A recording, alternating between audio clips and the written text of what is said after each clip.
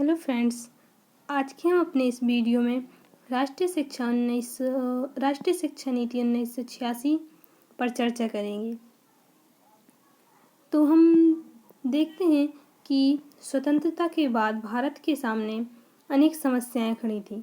उन्हीं में से एक समस्या थी कि भारत में शिक्षा पद्धति को कैसे चलाया जाए, शिक्षा की व्यवस्था किस प्रकार की जाए जिससे देश में अच्छे नागरिकों का विकास हो।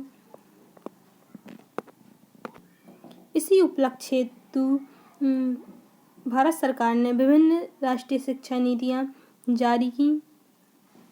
उनमें से हम आज एक राष्ट्रीय शिक्षा नीति 1986 पर अपनी चर्चा करेंगे।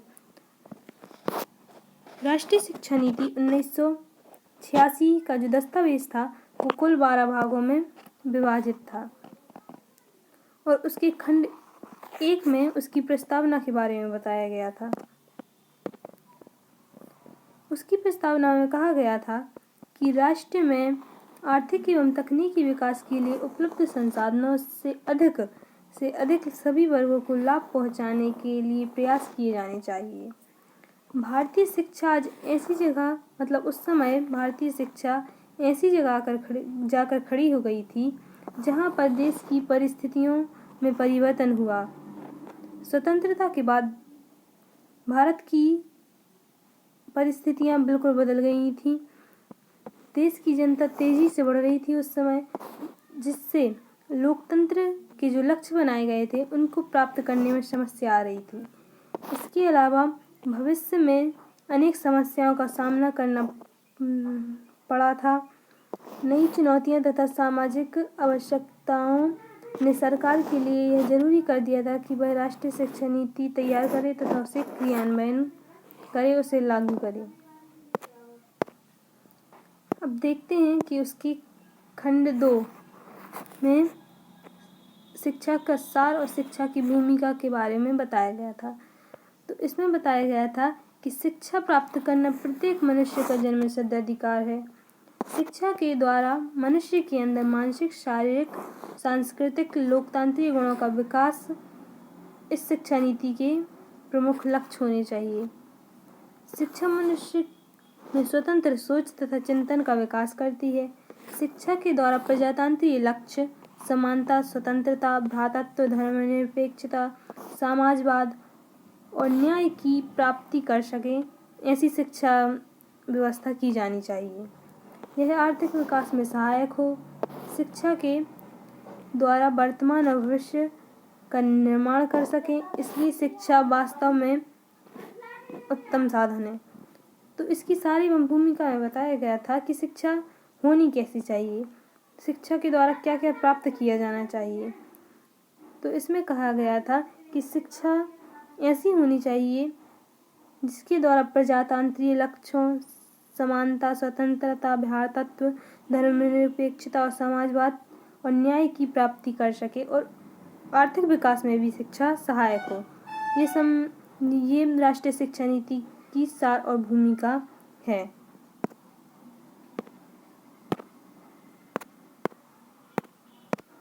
अब हम देखते हैं राष्ट्रीय शिक्षा नीति के खंड 3 में क्या कहा गया था। राष्ट्रीय शिक्षा नीति 1986 की प्रणाली कैसी होनी चाहिए, इसके बारे में बताया गया था। तो इसमें कहा गया था, शिक्षा के द्वारा सभी जाति, धर्म व लिंग में भेदभाव किए बिना समान रूप से खुले रहेंगे। शिक्षा के द्वारा सभी के लिए समान रूप से खुले रहेंगे। शिक्षा की राष्ट्रीय प्रणाली से तात्पर्य एक समान शिक्षा संरचना से है। संपूर्ण देश में 10+2+3 शिक्षा 10 वर्षीय शिक्षा प्रणाली है देश में, वो 10+2+3 की शिक्षा पद्धति पर आधारित होगी, जिसमें 10 वर्ष की शिक्षा में 5 वर्ष की प्राथमिक शिक्षा तथा 3 वर्ष उच्च प्राथमिक शिक्षा और इसके बाद 2 वर्षीय हाई स्कूल शिक्षा व्यवस्था होगी, +2 पर इंटरमीडिएट की शिक्षा तथा +3 पर स्नातक की शिक्षा प्रदान की जाएगी।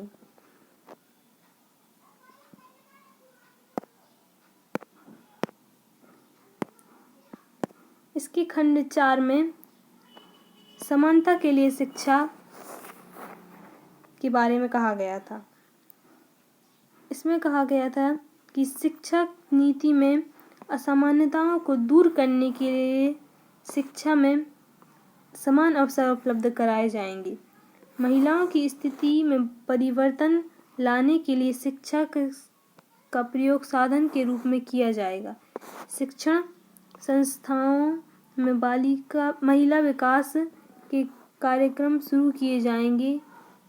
जिस कारणों से बालिकाएं अशिक्षित रह जाती हैं, सबसे पहले उन कारणों का समाधान किया जाएगा। निर्धन परिवारों के बच्चों को 14 वर्ष की अनिवार्य शिक्षा लेने के लिए प्रोत्साहित किया जाएगा। अनुसूचित जातियों के लिए छात्रवृत्ति छात्रावासों की स्थापना की जाएगी। अनुसूचित जातियों के लिए शैक्षिक सुविधाओं का विस्तार करने संबंधी राष्ट्रीय रोजगार कार्यक्रम तथा रोजगार गारंटी कार्यक्रमों की व्यवस्था की जाएगी। जो भारत की शिक्षा थी उसमें समानता लाने के लिए ये सब कहा गया था। इसकी समानता की शिक्षा के खंड के अंतर्गत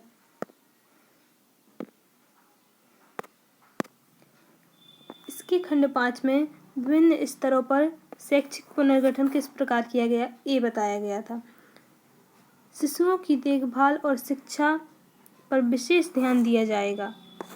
इस कार्यक्रम में स्थानीय समुदायों का पूरा सहयोग लिया जाएगा। शिशुओं की देखभाल करने तथा बाल संस्था तथा शिक्षा के केंद्र पूरी तरह बाल केंद्रित होंगे। प्राथमिक शिक्षा में 14 वर्ष के सभी बच्चों का प्रवेश तथा विद्यालय में रुके रहना, शिक्षा की गुणवत्ता में सुधार, शिक्षण विधियों, बाल केंद्रित, शारीरिक दंड न दिया जाना, आवश्यक सुविधाओं की व्यवस्था तथा ऑपरेशन ब्लैक बोर्ड को लागू किया जाएगा। माध्यमिक स्तर पर विशेष योग्यता वाले बालकों को अच्छी शिक्षा उपलब्ध कराने के लिए गति निर्धारक विद्यालयों की स्थापना की जाएगी।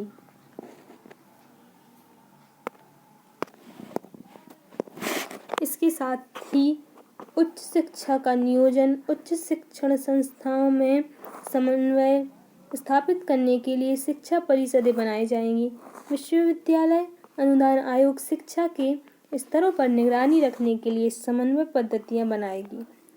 शिक्षण विधियों को बदलने के प्रयास किए जाएंगे। अनुसंधान करने के लिए आर्थिक सहायता दी जाएगी। उच्च शिक्षा में अधिक अवसर उपलब्ध कराने तथा शिक्षा को जनतांत्रिक बनाने के उद्देश्य से खुले विश्वविद्यालय की स्थापना की जाएगी।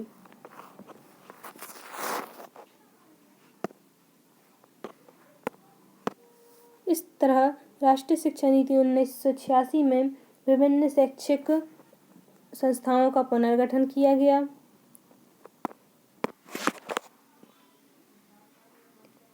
इसके खंड 6 में तकनीकी शिक्षा तथा उसके प्रबंधन कैसे किया जाएगा ये बताया गया था। तो तकनीकी शिक्षा तथा प्रबंधन शिक्षा का पुनर्गठन करते समय वर्तमान तथा भविष्य की परिस्थितियों को ध्यान में रखा जाएगा। ग्रामीण लोगों में भी तकनीकी शिक्षा की ज़रूरत है, अतः इस ओर सरकार को ध्यान देना चाहिए। महिलाओं, आर्थिक तथा सामाजिक रूप से कमजोर वर्ग तथा विकलांगों के लिए भी तकनीकी शिक्षा की उचित व्यवस्था की जानी चाहिए। तकनीकी तथा प्रबंधन शिक्षा के कार्यक्रम, पॉलिटेक्निक विद्यालय आदि को प्रोत्साहित किया जाना चाहिए। इसके लिए मार्गदर्शन तथा परामर्श की व्यवस्था की गई।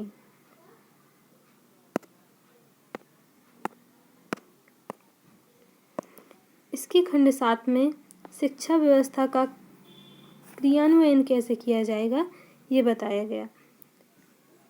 तो शिक्षा व्यवस्था के क्रियान्वयन के लिए सभी अध्यापकों की जवाबदेही निश्चित की जाएगी। अध्यापकों के लिए उत्तरदायित्व, छात्रों के लिए सही आचरण पर बल, शिक्षण संस्थाओं की सुविधाएं देना तथा राज्य स्तर पर तय किए गए मानकों के अनुसार शिक्षण संस्थाओं के मूल्यांकन की व्यवस्था करनी होगी।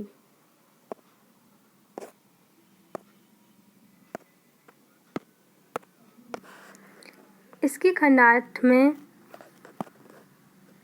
शिक्षा की विषय वस्तु तथा प्रक्रिया को एक नया मोड़ कैसे दिया जाएगा, इसके बारे में बताया गया था। शिक्षा के पाठ्यक्रम तथा प्रक्रियाओं को सुदृढ़ किया जाए, पुस्तकों की गुणवत्ता सुधारने, छात्रों तक आसानी से पहुंचाने, स्वाध्ययन करने व रचनात्मक लेखन को प्रोत्साहित करने के उपाय किए जाएंगे।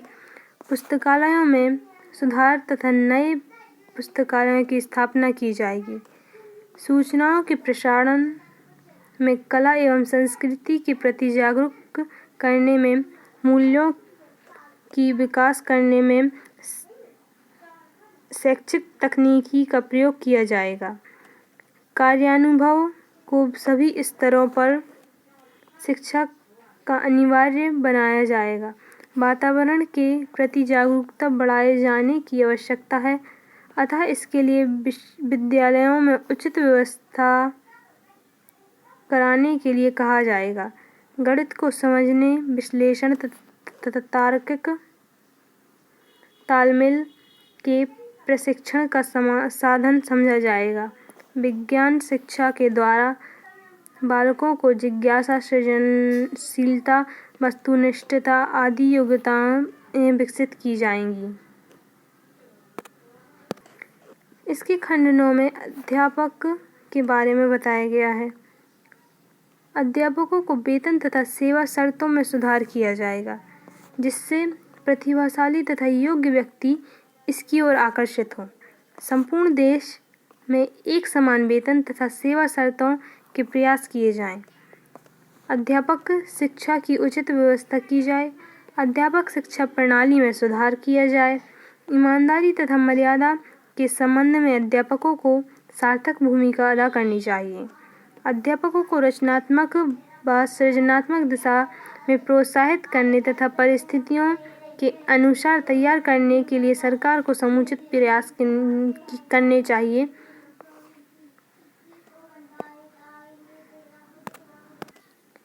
इसके खंड 10 में शिक्षा का प्रबंधन किस प्रकार किया जाएगा, इसके बारे में कहा गया है।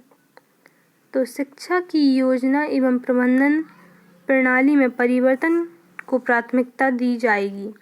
दीर्घकालीन योजना बनाने, विकेंद्रीकरण तथा शिक्षण संस्थाओं में स्वतंत्रता की भावना का विकास, योजना व प्रबंधन में महिलाओं की भागीदारी, उद्देश्य व मानकों के संबंध में उत्तरदायित्व इस परिवर्तन के प्रमुख बिंदु होंगे।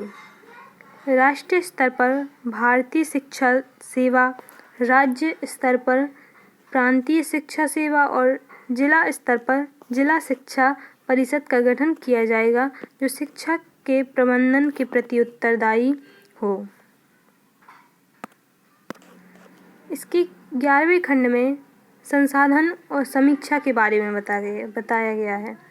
राष्ट्रीय शिक्षा नीति नेशनल एजुकेशन पॉलिसी 1986 को लागू करने तथा उसके क्रियान्वयन के लिए बहुत बड़ी धनराशि की आवश्यकता होगी। प्रत्येक प्रस्तावित कार्य के लिए अनुमानित धनराशि की व्यवस्था दान, उपहार, शुल्क आदि से की जाएगी। 8वीं पंचवर्षीय योजना से शिक्षा में राष्ट्रीय आय का 6% से अधिक निवेश किया जाएगा। प्रत्येक 5 वर्ष बाद शिक्षा नीति की समीक्षा की जाएगी। समय समय पर उभरती प्रवृत्ति को जानने के लिए मूल्यांकन भी किया जाएगा। इसके खंड 12 में इसके भविष्य के बारे में बताया गया है। इसमें यह विश्वास किया गया कि भविष्य में हम 100% साक्षरता का लक्ष्य प्राप्त कर लेंगे। हमारे देश के उच्च शिक्षा प्राप्त व्यक्ति श्रेष्ठतम व्यक्तियों में सम्मिलित होंगे। तो ये राष्ट्रीय शिक्षा नीति 1986 की 12 खंड थे, जिसमें इसके बारे में बताया गया था।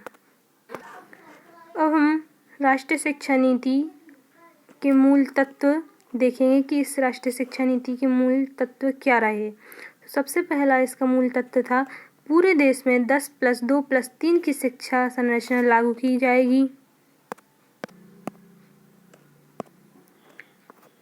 इसके अलावा प्राथमिक शिक्षा 6 से 14 वर्ष की आयु तक निःशुल्क तथा अनिवार्य उपलब्ध कराई जाएगी।